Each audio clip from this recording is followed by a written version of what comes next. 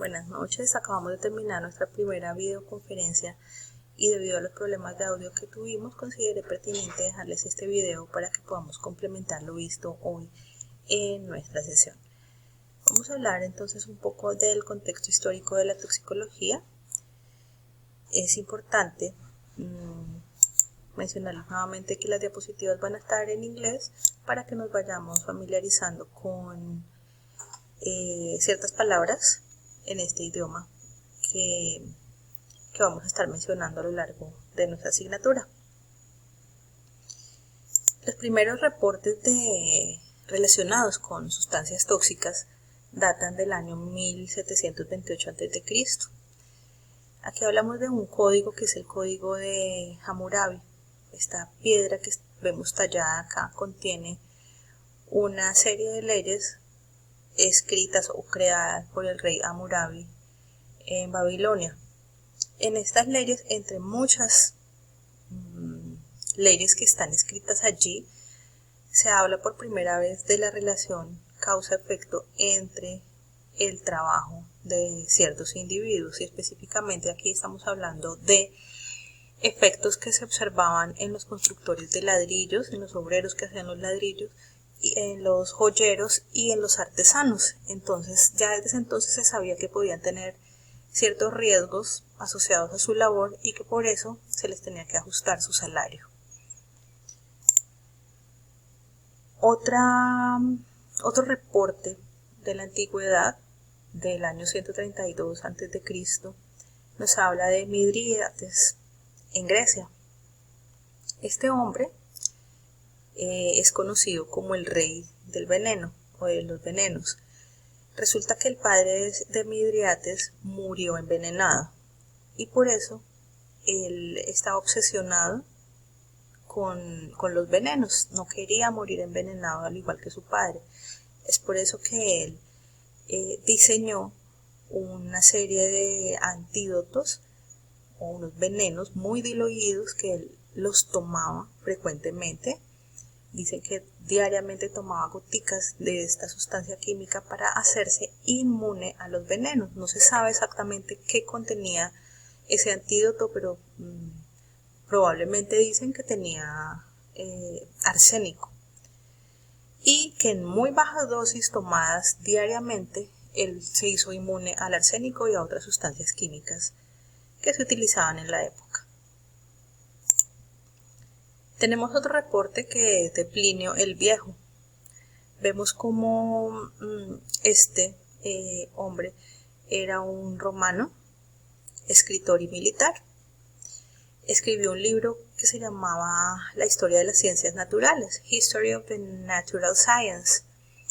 Y en ese libro había un capítulo específico para enfermedades ocupacionales o enfermedades laborales. Él reporta, por ejemplo, la incidencia de cataratas en los trabajadores que hacían el vidrio.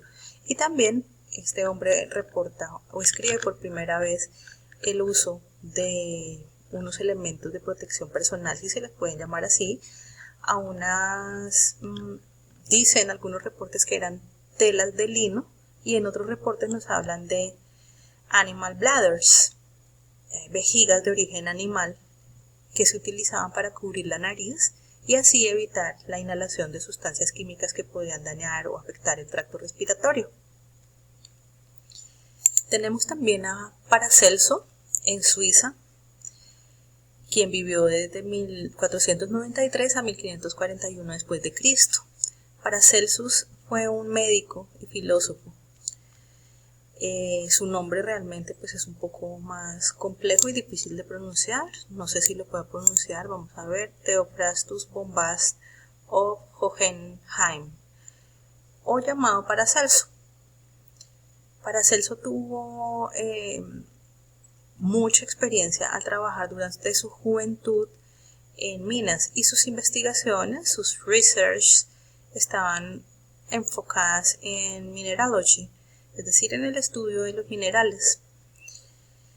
Resulta que Paracelso acuñó una de las frases más famosas que hay en la toxicología, que hoy en día es válida, aunque se debaten ciertos aspectos de esta frase que después tendremos la oportunidad de mencionar, Y él lo que decía era que todas las sustancias químicas pueden ser poisons, venenos, and that the degree of toxicity is only caused by the dose.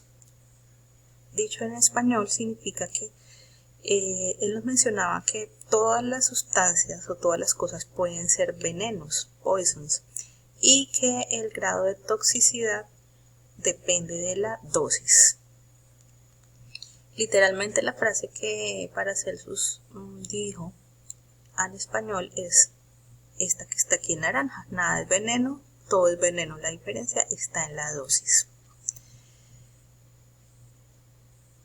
Tenemos también a Catalina Medici en Francia. Ella vivió durante 1519 a 1589, fue reina de Francia. Ella fue sospechosa de la muerte de su cuñado y de muchos otros individuos, aunque nunca se le pudo comprobar nada, pero siempre hubo la sospecha, porque para que ella llegara a ser reina murieron muchas personas. Y casi todas morían después de tomarse bebidas en los palacios donde ella vivía. Entonces se le asocian muchos asesinatos a un posible veneno que ella fabricaba, llamado o conocido como Poison of the Medici. Al parecer este poison contenía arsénico, al igual que el antídoto que utilizaba Midriates, ¿se acuerdan? También al parecer tenía veneno de serpientes y extractos de plantas. Catalina Medici también es conocida por sus pupilas, por sus ojos, que según dicen eran unos ojos que embrujaban a los hombres. Al parecer sus pupilas eran muy dilatadas y eso era bastante atractivo para los hombres de la época. Ella se aplicaba unas gotas a base de belladona o veladona. La veladona hacía que sus pupilas se dilataran mucho y que ella se viera más hermosa. Hoy sabemos que la veladona es una molécula que se extrae de esta planta que podemos ver acá y que contiene atropina, la sustancia química que hacía o que hace dilatar la pupila es la atropina. Y los médicos la utilizan en la actualidad como un medicamento. Además, se sabe que la atropina puede afectar el corazón. Tenemos también a la familia Borja, italiana. Los reportes están de 1492 al año 1503.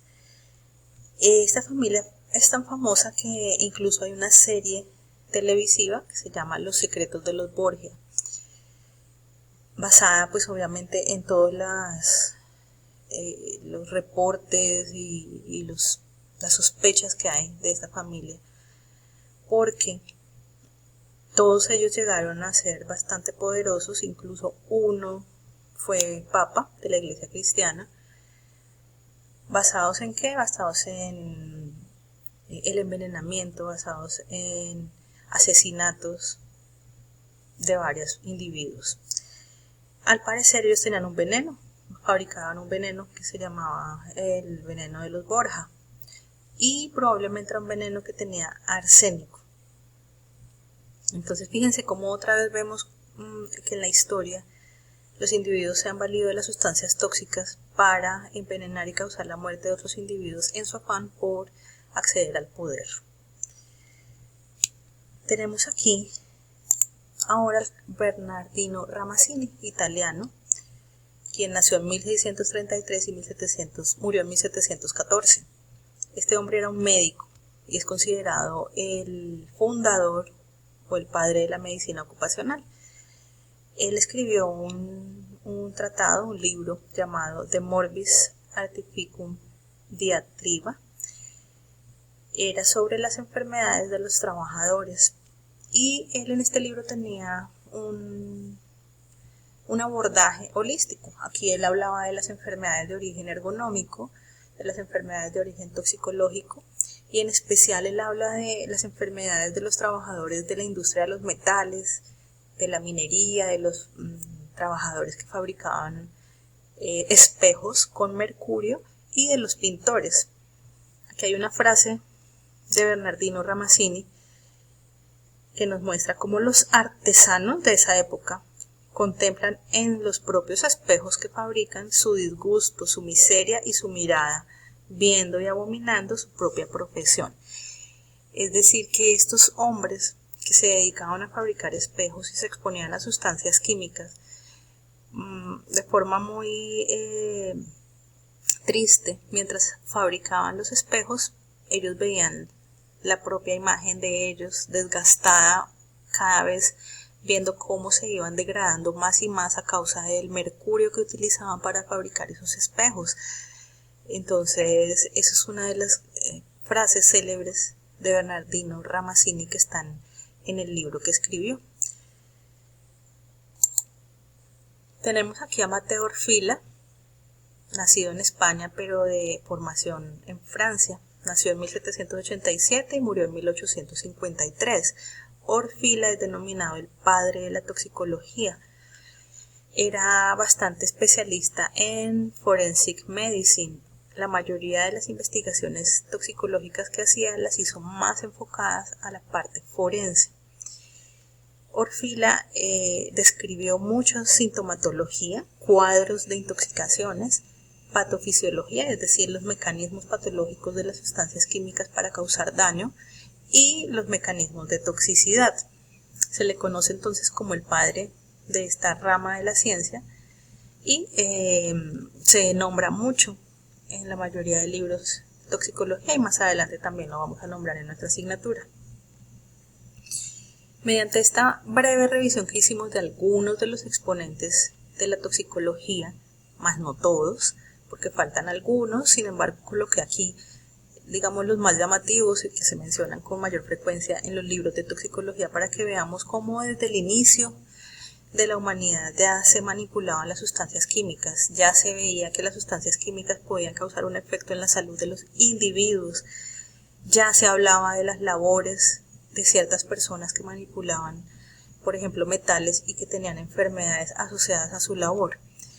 Entonces, hoy en día podemos ver que la toxicología ha avanzado muchísimo y es resultado de los avances en bioquímica, resultado de los avances en química analítica que permiten que hoy podamos hacer análisis bastante complejos con diferentes tipos de muestras, incluidas las muestras humanas y muestras ambientales. Para finalizar, quiero mostrarles esta diapositiva que intentamos analizar en la videoconferencia, y es del legado de Paracelsus, The Legacy of Paracelsus. Veamos cómo acá se ve la curva, Dose Response Curves for Analgesic and Depressant Effects of Morphine. Es decir, que es una curva de dosis-efecto o dosis-respuesta de efectos de la morfina. En el eje X vemos la dosis de la droga, que comienza desde una dosis muy baja y va aumentando, y en el eje Y vemos el efecto de la droga. Vemos aquí un efecto bajo del medicamento y a medida que aumenta, subimos en el eje Y, vemos un mayor efecto del medicamento. Hay dos curvas, está la curva en color azul y tenemos una curva en color morado. La curva azul nos muestra que a una baja dosis, fíjense que estoy aquí en el eje X, en el área de baja dosis, pero si voy aumentando esa dosis un poco, el efecto del medicamento empieza a aumentar hasta que llega a un punto en que se estabiliza. Pero fíjense que yo no aumenté mucho la dosis. A una dosis baja, entonces la morfina tiene un efecto analgésico para aliviar el dolor. Pero miren que si yo empiezo a aumentar la dosis, me empiezo a desplazar hacia la izquierda en el eje X, vemos cómo esta curva ya no genera un efecto analgésico, sino es un efecto depresor del sistema respiratorio. O sea que la frecuencia respiratoria del individuo disminuye a tal frecuencia que incluso puede causar la muerte de esa persona. Fíjense esta flecha que está acá, nos muestra el margen de seguridad.